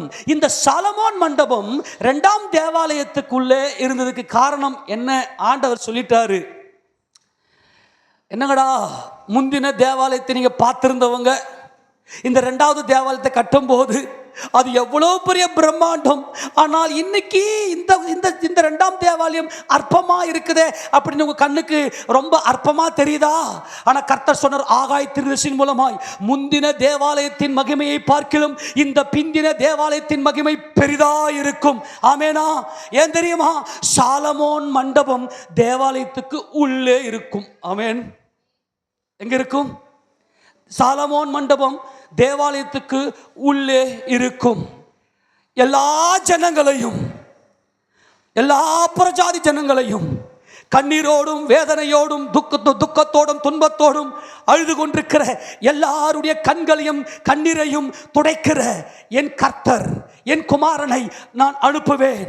அவர் எல்லா முகங்களிலும் கண்ணீரை துடைத்து அற்புதமாய் அவருடைய வாழ்க்கையை மாற்றி எல்லாரையும் தேவாலயமாக, மகிமையின் சரீரமாக மறுரூபப்படுத்தி அவளை தேவாலயத்துக்குள்ளே கொண்டு வருவார் என்கின்ற ரகசியம்தான் முந்தின ஆலயத்தின் மகிமையை பார்க்கிலும் இந்த பிந்தின தேவாலயத்தின் மகிமை பெரிதாயிருக்கும். எடுத்து வாசிக்க பார்க்கலாம். ஆகாய் தீர்க்கதரிசியின் புத்தகம், ஆகாய் தீர்க்கதரிசியின் புத்தகம் அதுல 2ஆம் அதிகாரம், ஆகாய் 2ஆம் அதிகாரம் அந்த வசனம் மட்டும் வாசிக்கலாமா? 9ஆம் வசனம் வாசிக்க பார்க்கலாம். முந்தின ஆலயத்தின் மகிமையை பார்க்கிலும் இந்த பிந்தின ஆலயத்தின் மகிமை பெரிதாயிருக்கும் என்று சேனைகளின் கர்த்தர் சொல்லுகிறார். இவ்விடத்திலே சமாதானம், சொல்லுங்க பார்க்கலாம், என்ன உண்டாக்குவேன், எல்லாம் சொல்லுங்க, என்ன உண்டாக்குவேன், சொல்லுங்க, என்ன உண்டாக்குவேன், இவ்விடத்திலே என்ன உண்டாக்குவேன். முதலாவது தேவாலயத்தில் நடை மண்டபம், அதாவது சாலமோன் மண்டபம் எங்க இருந்துச்சு? தேவாலயத்துக்கு வெளியே நடை மண்டபம், தேவாலயத்துக்கு உள்ளே போகிறதுக்கு முன்னாடியே இந்த நடை மண்டபம் இருந்திருக்கிறது. சாலமோன் மண்டபம். சேபா தேசத்து ராஜஸ்திரி ஆகிய அந்த மணவாட்டி புரஜாதி ஆகிய அவள் இந்த நடை மண்டபத்தை பார்த்து பிரம்மை கொண்டாள். இந்த சாலமோனுடைய மண்டபத்தை கண்டு பிரம்மை கொண்டாள். இவ்விடத்திலே சமாதானம். தேவன் எப்படி இருக்கிறாரு? ஆவியா இருக்கிறார். சொல்லுங்க, தேவன் எப்படியா இருக்கிறார்? ஆவியா இருக்கிறார். சொல்லுங்க, தேவன் எப்படி இருக்கிறார்? ஆவியா இருக்கிற தேவனோடு மாம்சத்தோடும் ரத்தத்தோடு இருக்கிற நான் எப்படி சமாதானம் ஆக முடியும்?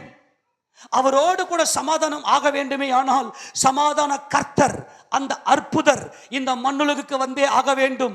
சமாதான கர்த்தர் இவரே சமாதான காரணர். இவ்விடத்தில் சமாதானத்தை கட்டளையிடும் என்று சேனைகளின் கர்த்தர் உரைக்கிறார் என்று சொல் என்றார்.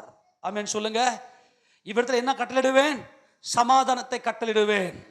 எல்லாரும் தேவாலயத்துக்கு உள்ளே கூட்டி சேர்த்து கொள்ளுவேன். அந்த நாட்களுக்கு பிற்பாடு விழுந்து போன தாவீதின் கூடாரத்தை நான் மறுபடியும் திரும்ப எடுப்பித்து கட்டு வைப்பேன் என்று சேனைகளை கட்ட சொல்லுகிறார். என்ன காரியம்?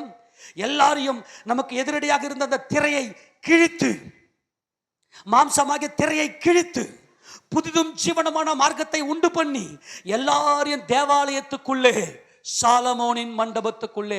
சாலமோன் மண்டபம் என்றால் சமாதான மண்டபம். ஆமென் சொல்லுங்க. எல்லா ஜனங்களும் ரட்சிக்கப்பட்டவர்கள், அற்புதத்தை கண்டவர்கள், அவர்கள் இருதயத்தில் இந்த அற்புதரை சுமந்து கொண்டவர்கள் சாலமோன் மண்டபத்திலே வந்து தங்கியிருந்தார்கள். ஏன் சாலமோன் மண்டபத்தில் தங்கியிருந்தார்கள்? இவ்விடத்தில் என்ன கட்டளையிடுவேன்? சமாதானத்தை கட்டளையிடுவேன். சொல்லுங்க பார்க்கலாம், சொல்லுங்க பார்க்கலாம். இந்த பக்கம் வராதீங்கப்பா, அப்படி உட்காந்துங்கப்பா. கவனிங்க. இவ்விடத்தில் என்ன கொடுப்பேன்? சொல்லுங்க, இவ்விடத்தில் கொடுப்பேன் சமாதானத்தை. எல்லாம் கவனிங்க, என்ன கொடுப்பேன்? சமாதானத்தை கட்டளையிடுவேன் என்று கர்த்தர் சொன்னார். நல்லா கவனிக்கணும். அப்போ சமாதானம் அப்படின்னா என்ன அர்த்தம்னா, தேவன் ஆவியா இருக்கிறார், நான் மாம்சத்தில் இருக்கிறேன். எனக்கும் தேவனுக்கும் சமாதானம் வரணும்னா சமாதான காரணர் மாம்சத்தை சிலுவையில் சாகடிக்கணும். ஆமெனா? அவர் மாம்சத்தை சிலுவையில் கொன்று அப்ப சாகடிக்கணும். யார் சிலுவையில மாம்சத்தை சாகடித்து அடக்கம் பண்ணப்பட்டு மூன்றாவது நாள் உயிரோடு எழுந்தார்களோ அவர்களே தேவனுடைய கிறிஸ்து, அவரே தேவனுடைய மேசியா, அவரே தேவாதி தேவன். ஆமெனா? நல்லா கவனிக்கணும். இப்ப இந்த டவுட் யாருக்கு இருந்துச்சுன்னா, தங்களை பெரிய பரிசுத்தவான் என்று காட்டிக்கொண்ட அன்னைக்கு இருந்த பரிசேயர்கள், பிரதான ஆசாரியர்கள், அப்புறம் சதுசேயர்கள், இப்படிப்பட்ட கூட்டத்துக்கெல்லாம் இவர் மேல இவர்தான் கிறிஸ்து என்கின்ற வெளிச்சம் அவர்களுக்கு கிடைக்காமல் இருந்தது. சாலமோனுடைய மண்டபத்துடைய மகிமை தெரியாம இருந்துச்சு. அப்ப ஆண்டவர் என்ன செய்தார் என்றால், தேவாலய பிரதிஷ்டை பண்டிகை ஒன்று வந்துச்சு. என்ன பண்டிகை? தேவாலய பிரதிஷ்டை பண்டிகை. அது என்ன தேவாலய பிரதிஷ்டை பண்டிகை? அதுதான் ஹனுக்கா அப்படின்னு சொல்லுவாங்க. ஹனுக்கா அப்படின்னா டெடிகேஷன் என்று அர்த்தம். என்ன டெடிகேஷன் பண்ணாங்க? அதாவது ஃபெஸ்டிவல் ஆஃப் லைட்ஸ் அப்படின்னுவாங்க. நல்லா கவனிக்கணும். கிமு 167-68 வாக்கில என்ன நடந்துச்சு தெரியுமா? உலகத்தையே ஆளுகை செய்யும்படிக்கு புறப்பட்ட ஆன்டியோகஸ் 4 எபிஃபனஸ் என்பவன் எருசலேமுக்குள்ள இந்த தேவாலயத்தை தீட்டுப்படுத்தி பலிபடுத்த போய் பண்ணியெல்லாம் பலி செலுத்தி ஜெயுஸ் தேவனுடைய அங்கே சிலையை நிறுத்தி யூதர்களை, இஸ்ரவேலர்களை கிரேக்க சமயத்துக்கு மாற்றும்படியாய் ஒரு பயங்கரமான யுத்தம் பண்ணி உள்ள வந்தான். அநேக யூதர்களை கொன்று குவித்தான். ஆனால் மக்கபேயர்கள் என்கின்ற யூதா மக்கபேயர் என்கின்ற அந்த மக்கபேயர்கள் எழுந்து நின்று இந்த சின்ன கூட்டம் என்ன அற்புதராகிய இயேசு கிறிஸ்து நாமத்தில் அந்த ஒரு பெரிய சேனையை முறியடித்து கிஸ்லேவ் மாதம், யூதர்களுடைய மாதத்தில் கிஸ்லேவ் மாதம் 25ஆம் தேதி அன்னைக்கு அந்த தேவாலயத்தை மறுபடியும் பிடித்து அதை சுத்திகரித்தார்கள். ஆமென் சொல்லுங்க. என்ன பண்ணாங்க? அதை சுத்திகரித்தார்கள். என்ன செய்தார்கள்? எல்லா அசுத்தங்களையும் வெளியேற்றி எல்லாத்தையும் கொண்டு போய் எரித்து விட்டு மறுபடியுமாக இஸ்ரவேலின் தேவனுக்கு, யெகோவா தேவனுக்கு பலி செலுத்த ஆரம்பித்தார்கள். அவங்க அந்த தேவாலயத்தில் உள்ள பார்த்தா தேவனுடைய அந்த தேவாலயம் இருண்டு போய் கிடந்தது. குத்து விளக்கின் வெளிச்சம் அங்கே இல்லை. ஒரே ஒரு நாள் மட்டும் எரியக்கூடிய ஒலிவ எண்ணெய் கொஞ்சோண்டு மாத்திரம் இருந்துச்சு. இவங்க என்ன பண்ணாங்கன்னா, இந்த தேவாலயத்தை சுத்தம் பண்ணிட்டு தேவனுக்கு மறுபடியும் வெளிச்சத்தை கொடுக்கும்படியாய் அந்த குத்து விளக்குல இந்த ஒலிவ எண்ணெயை ஊத்தி எரிய வச்சாங்க. 8 நாள் விடாமல் எரிந்தது. ஆமென் சொல்லுங்க பார்க்கலாம். எத்தனை நாள்? ஆனா அது எத்தனை நாள் எரியக்கூடிய எண்ணெய்? ஒரு நாள் தான் எரியும், அதுக்கப்புறம் தீர்ந்து போயிடும். ஆனால் இந்த ஆச்சரியமாய் இந்த ஹனுக்கா, இந்த டெடிகேஷன், தேவாலய பிரதிஷ்டை பண்டிகையை இன்னைக்கு வரைக்கும் இஸ்ரேல் கொண்டாடுறாங்க. அது கரெக்டாக டிசம்பர், இந்த வருஷம் டிசம்பர் 25க்கு வருது. இப்போ நம்ம கிறிஸ்துமஸ்லாம் கொண்டாடுறோமே, அதில் ஒரு காரணமும் இருக்குது. ஆமேனா? அது தேவாலய பிரதிஷ்டை பண்டிகை. அது மாரி காலமாகவும் இருந்தது, மழை காலமாகவும் இருந்தது. இயேசு ராஜா அந்த நாளிலே எருசலேமுக்குள்ளே வந்து அவர் தேவாலயத்துக்கு உள்ளே இருந்த சாலமோன் மண்டபத்திலே அவர் உலாவினார். ஓ தேவனே, கவனிங்க கவனிங்க கவனிங்க, எடுத்து வாசிங்க. யோவான் சுவிசேஷத்தின் புத்தகம் 10வது அதிகாரம், யோவான் சுவிசேஷம் 10வது அதிகாரம் 22வது வசனத்தை வாசிக்கலாம். பின்பு எருசலேமிலே தேவாலய பிரதிஷ்டை பண்டிகை வந்தது, மாரி காலமுமாயும் இருந்தது. எல்லாம் கவனிங்க பார்க்கலாம். என்ன காலம் அது? மழை காலமா இருந்துச்சு. அது என்ன பண்டிகை? தேவாலய பிரதிஷ்டை பண்டிகை. தேவாலயத்தில் சாலமோனுடைய மண்டபத்திலே நல்லா கவனிங்க. சாலமோன் மண்டபம் எங்க இருக்கு? தேவாலயத்தில். சொல்லுங்க, எங்க இருக்கு? தேவாலயத்தில் சாலமோன் மண்டபம் இருக்கிறது. இயேசு தேவாலயத்தில் சாலமோனுடைய மண்டபத்தில், சொல்லுங்க, உலாவி கொண்டிருந்தார். அப்பொழுது யூதர்கள் அவரை சூழ்ந்து கொண்டு, எதுவரைக்கும் எங்கள் ஆத்மாவுக்கு சந்தேகம் உண்டாக்குகிறீர்? நீர் கிறிஸ்துவானால் எங்களுக்கு தெளிவாய் சொல்லும் என்றார்கள். நல்லா கவனிங்க பார்க்கலாம். என்னன்னு கேட்கிறாங்க? என்னன்னு கேட்கிறாங்க? எப்பா, நீர்தான் கிறிஸ்துவா? நல்ல கவனிங்க. எந்த சூழ்நிலையில கேட்கிறாங்க? ஏசு ராஜா சாலமோன் மண்டபத்தில் உலாவி கொண்டிருந்தார். எல்லாரும் ஆமென் சொல்லுங்க பார்க்கலாம். ஏசு ராஜா சாலமோன் மண்டபத்தில் உலாவி கொண்டிருந்தார். அந்த சப்பானியை நடக்க செய்ததும் இந்த இஸ்ரவேலர்கள், யூதர்கள் எல்லாரும் சாலமோன் மண்டபத்தில் இருந்த அப்போஸ்தலரிடத்தில் ஓடி வந்தார்கள். காரணம் என்ன தெரியுமா? ஏதேன் தோட்டத்தில் பகலிலே குளிர்ச்சியான வேளையிலே உலாவுகிற தேவனாகிய கர்த்தருடைய சத்தத்தை கேட்டு இந்த ஆதாமும் ஏவாளும் ஓடி ஒளிந்து கொண்டார்கள். காரணம், தேவனோடு சமாதானம் பெறும்படியாய் கிறிஸ்துவானவர் இந்த உலகத்திற்கு வந்து மனிதனுடைய வாழ்க்கையில, இந்த ஆதாம் ஏவாளுடைய வாழ்க்கையில உலாவ வேண்டும். அதாவது அவர்களோடு அவர் நடக்க வேண்டும், அவரோடு இவர்கள் நடக்க வேண்டும். உலாவினார் என்று சொன்னால் நடந்தார்கள். ஏதேன் தோட்டத்தில் அவரோடு கூட நடக்க வேண்டிய, கர்த்தராகிய இயேசு கிறிஸ்துவோடு உலாவ வேண்டிய இந்த ஆதாமும் ஏவாளும், ஆதாமே நீ எங்கே இருக்கிறாய் என்று சொல்லி நடந்து வந்த, அவரை சந்திக்கும்படி வந்த இயேசு ராஜாவை பார்த்து ஓடி ஒளிந்து கொண்ட இந்த ஆதாமும் ஏவாளும், அந்த சந்ததி கர்த்தராகிய இயேசு கிறிஸ்துவின் நாமத்தில் உயிரோடு எழுந்த மகிமையுள்ள நாமத்தில் அவர்கள் சாலமோன் மண்டபத்திற்கு ஓடி வந்தார்கள். காரணம், அவள் இருதயத்துக்குள்ள ஒரு மாபெரும் அற்புதம், தேவனோடு சமாதானம் பெற்றுக் கொண்டார்கள். கையை தட்டி மகிமை செலுத்துவோமா?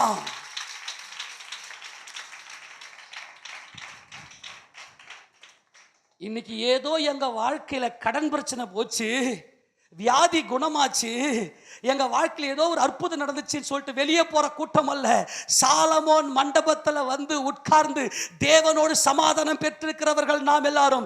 ஏனென்றால் இவருக்கு என்ன டவுட் வந்துச்சுன்னா, அவர் சாலமோன் மண்டபத்தில் உலாவி கொண்டிருந்தார். தேவாலயத்துக்கு உள்ளே இருந்த, தேவாலயத்தில் சாலமோனுடைய மண்டபத்தில் உலாவி கொண்டிருந்த இயேசுவை பார்த்து கேட்டார்கள், நீர் கிறிஸ்துவா? நீர் கிறிஸ்துவானால் நீர்தான் தேவனால் அனுப்பப்பட்ட தேவகுமாரனா?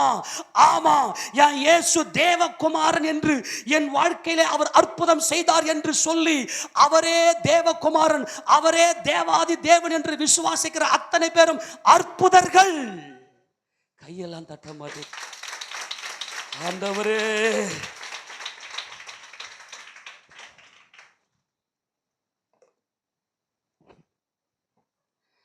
அப்போஸ்தலர் கையில அற்புதங்கள் அடையாளங்கள் நடந்துச்சு. அவங்க அற்புதம் அதிசயத்தை செய்தாங்க. சபையில சாலமோன் மண்டபத்துல வந்து உட்கார்ந்து இருக்கிற நீங்கள் எல்லாரும் அற்புதர்கள். ஆமேனா? சமாதானத்தை பெற்றுக்கொண்டோம். தேவன் ஆவியா இருக்கிறார்.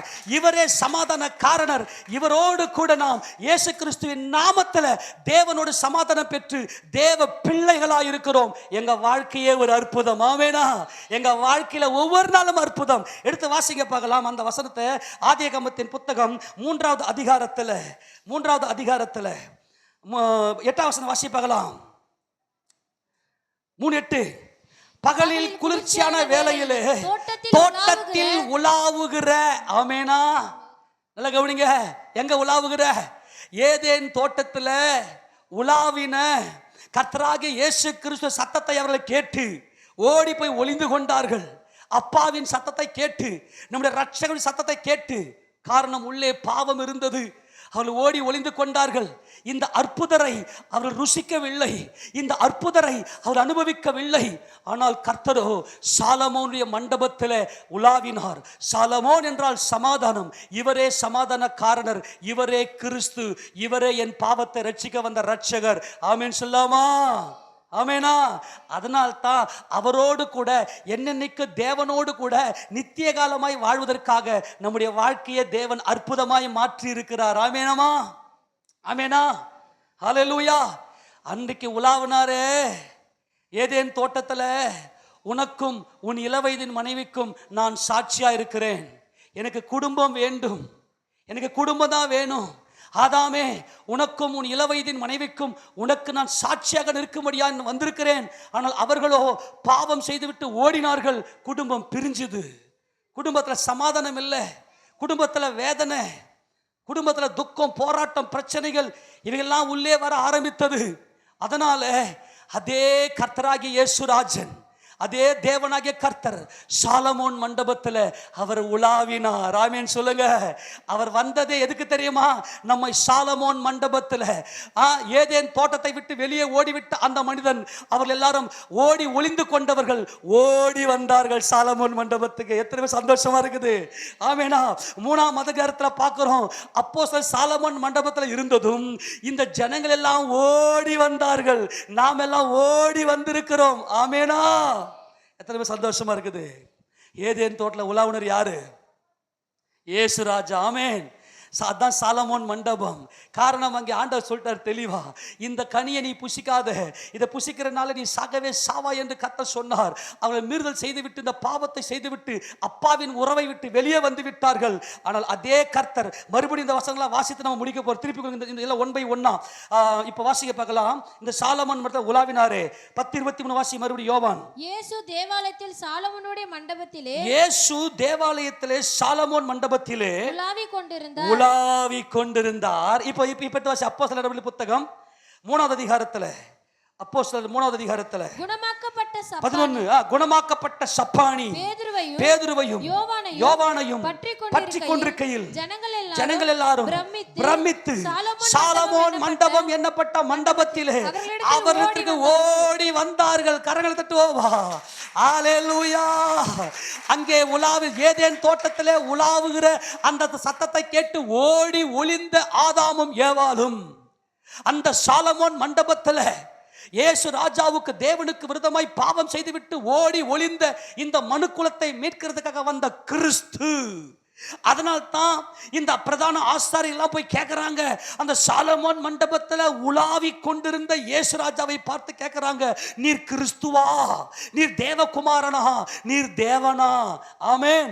இந்த இயேசுவே தேவன் என்று அவருடைய அற்புதத்தை, அவரே அற்புதம் என்பதை உணர்ந்தவர்கள் எல்லாரும் சாலமோன் மண்டபத்துக்கு ஓடி வந்தார்கள். ஆமென். நம்ம எல்லாம் சாலமோன் மண்டபத்துக்கு ஓடி வந்திருக்கிறோம். ஆக நான் அற்புதம். ஆமெனா? எத்தனை சந்தோஷமா இருக்கு. நீங்களும் நானும் என்னென்னைக்கும் தேவனோடு கூட வாழ போகிறோம். ஆமென். சாலமோன் மண்டபத்திற்கு ஓடி வந்திருக்கிறோம். அவர் எல்லாரும் ஓடி வந்தார்கள். 5ஆம் வசனத்தை வாசிக்க பார்க்கலாம்.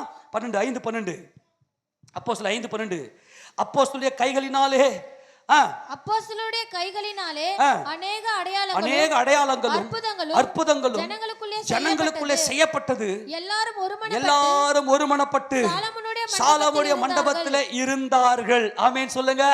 ஓடி வந்தவர்கள் இருந்தார்கள், இருந்து விட்டார்கள். இந்த சாலமோனுடைய மண்டபம், இந்த ஏதேன் தோட்டம், இந்த பரதீசு, இது அப்படியே பரம எருசலேமாக, சியோன் எருசலேமாக அடையாளங்களாகவும் அற்புதங்களாகவும் சாட்சிகளாகவும் இங்கே தேவ சமூகத்தில் நாம் இருக்கிறோம், சபையிலே நாம் இருக்கிறோம். இந்த சாலமோன் மண்டபத்தில் தேவனோடு சமாதானம் பெற்று, இயேசு கிறிஸ்துவின் நாமத்தில் தேவனோடு சமாதானம் பெற்று அற்புதங்களாகவும் அதிசயங்களாகவும் அடையாளங்களாகவும் இருக்கிறோம். ஏசாயா தீர்க்கதரிசியின் புத்தகம் 8வது அதிகாரம் 18வது வசனத்தை வாசிக்கலாம். ஏசாயா 8:18 வாசிக்கும் போது, இதோ நானும் கர்த்தர் எனக்கு கொடுத்த பிள்ளைகளும் சியோன் பர்வதத்தில் வாசமாயிருக்கிற சேனைகளின் கர்த்தராலே இஸ்ரவேலில் அடையாளங்களாகவும் அற்புதங்களாகவும் இருக்கிறோம். அப்ப நாம தான் அடையாளம், அற்புதம். ஆமேனா? யாருப்பா அற்புதம்? நான் அற்புதம். சொல்லுங்க எப்ப, எங்க? இந்த சியோன் பர்வதத்தில், இந்த சாலமோன் மண்டபத்தில், இந்த எருசலேம் என்கின்ற மகிமையில, இந்த புதிய எருசலேமில், தேவனுடைய ஆலயத்தில் அடையாளங்களாகவும் அற்புதங்களாகவும் இருக்கிறோம். நம்முடைய வாழ்க்கையே அற்புதம் தான். ஆமென். உங்க கண்ணு இனிமே ஒவ்வொரு நாள் அற்புதத்தை பார்க்க போகிறது. மறுபடியும் வாசிக்க 18, இதோ நானும் கர்த்தர் எனக்கு கொடுத்த பிள்ளைகளும் சியோன் பர்வதத்தில் வாசமாயிருக்கிற சேனைகளின் கர்த்தராலே இஸ்ரவேலில் அடையாளங்களாகவும் அற்புதங்களாகவும் இருக்கிறோம். சொல்லுங்க. அவர்கள் சாலமோன் மண்டபத்தில் இருந்தார்கள். சாலமோன் மண்டபம் என்றால் சமாதானத்தின் மண்டபம், சமாதான நகரம். அது புதிய எருசலேம், அது பரம எருசலேம், அது சியோனின் மகிமை. ஆக இயேசு கிறிஸ்துவை இரட்சகராக ஏற்றுக்கொண்ட, அந்த அற்புதரை இரட்சகராக ஏற்றுக்கொண்ட, அந்த மேசியாவை கிறிஸ்துவை ஏற்றுக்கொண்ட நான் அற்புதம். என் வாழ்க்கை ஒவ்வொரு நாளும் அற்புதம். ஆமென். சொல்லுங்க பார்க்கலாம். நமக்கு தேவன் ஒவ்வொரு நாளும் அற்புதங்களை செய்து அவர் நாமத்துக்கு மகிமையாக நம்முடைய வாழ்க்கையில அவர் உலாவுகிறார். இந்த சபையில அவர் உலாவுகிறார். ஆமென். எல்லாரும் ஆமென் சொல்லுங்க. சபையில் அவர் என்ன பண்றாரு? உலாவுகிறார். இது சாதாரணம் அல்ல. இந்த சபையில கிறிஸ்து இயேசு உலாவுகிறார். உலகத்தில் இருக்கிற தேவனால் தெரிந்து கொள்ளப்பட்ட எல்லா சபையிலையும் கிறிஸ்து உலாவுகிறார். உள்ளே அடைக்கலமாய் ஓடி வந்துவிட்ட நம்முடைய வீட்டில் கிறிஸ்து உலாவுகிறார். சொல்லுங்க பார்க்கலாம். நம்முடைய வீடு சாலமோன் மண்டபம். ஆமேன் சொல்லுங்களேன்.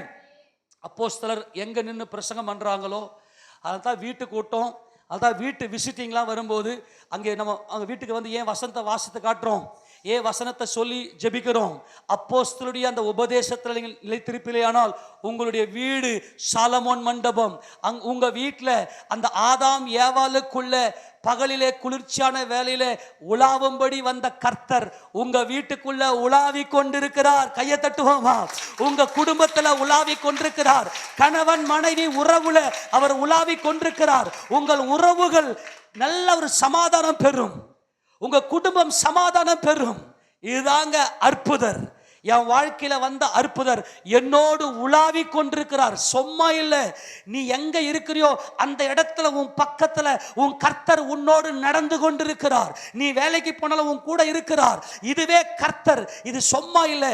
தேவ சமூகத்துல அற்புதராகி இயேசு கிறிஸ்துவை இறுதி தரித்து கொண்டிருக்கிற நீ தேவாதி தேவனை இந்த சபையில ஆராதித்துக் கொண்டிருக்கிறியே, இந்த சபையில அவர் உலாவி கொண்டிருக்கிறார்.